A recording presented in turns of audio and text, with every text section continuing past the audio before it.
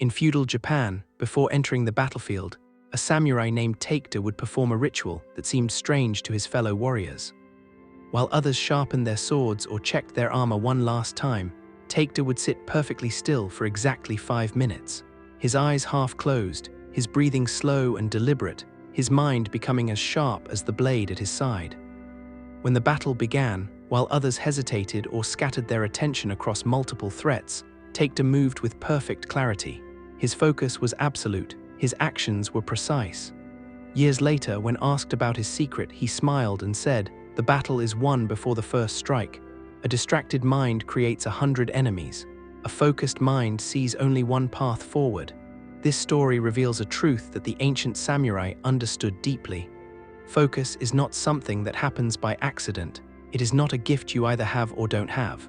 Focus is a skill, cultivated through ritual, strengthened through practice, and accessible to anyone willing to dedicate 5 minutes of their day. In our modern world, we face a different kind of battlefield. Instead of swords and arrows, we face emails and notifications. Instead of charging enemies, we face endless tasks demanding our attention. Yet the same principle applies.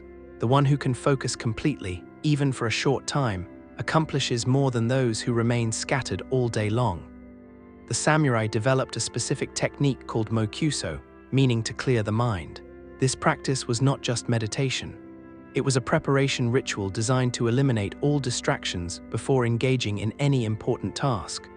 Whether entering combat, practicing calligraphy, or participating in a tea ceremony, the samurai knew that mental clarity must come first.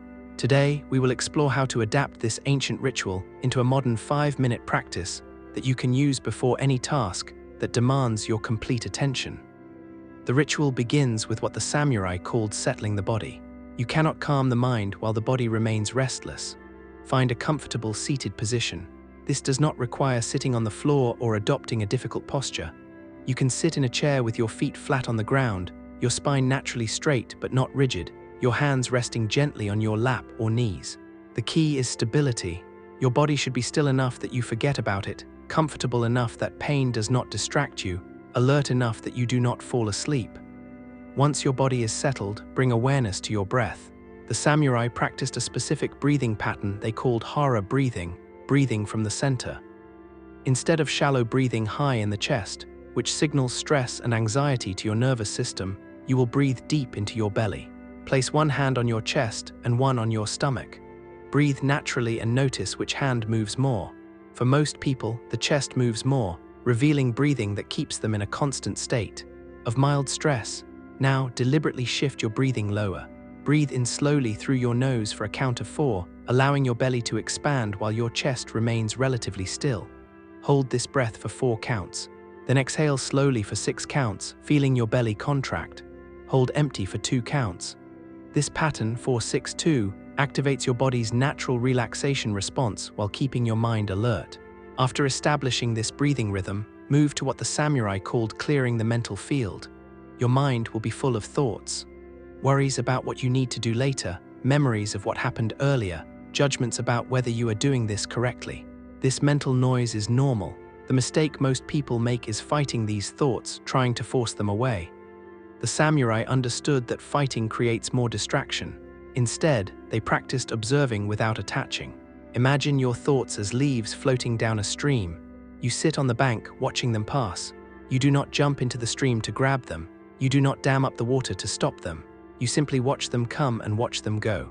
When you notice you have been caught up in a thought, gently return your attention to your breath. This return is not failure. It is the practice itself. Each time you notice distraction and return to focus, you strengthen your ability to do so. As you continue breathing and observing, you will notice moments of spaciousness between thoughts. Brief gaps where the mind becomes quiet.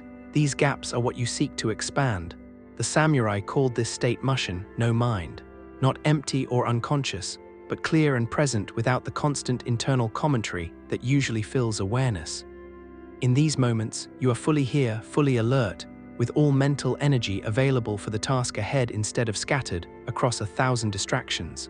After 5 minutes, the samurai would conclude their practice with a specific transition ritual.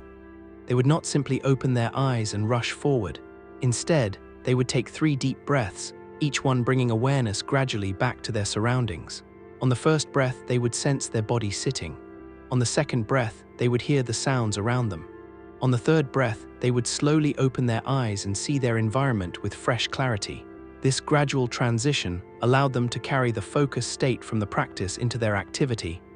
The power of this ritual is not in any single element, but in the consistent daily practice. 5 minutes seems insignificant, yet when performed every morning before beginning your work, or before any important task that demands your best attention, these 5 minutes create a foundation of clarity that transforms how you move through your entire day. The samurai knew this truth deeply. Victory does not come from more hours of effort, it comes from more focused quality within each moment. As the ancient masters taught, the sword that moves with a distracted mind cuts nothing. The sword guided by complete focus cuts through anything. Your attention is your sword. This 5-minute ritual sharpens it daily. The question is not whether this practice works. It has worked for warriors, artists, and masters across centuries. The question is whether you will practice it consistently enough to experience its power for yourself. Thank you for watching.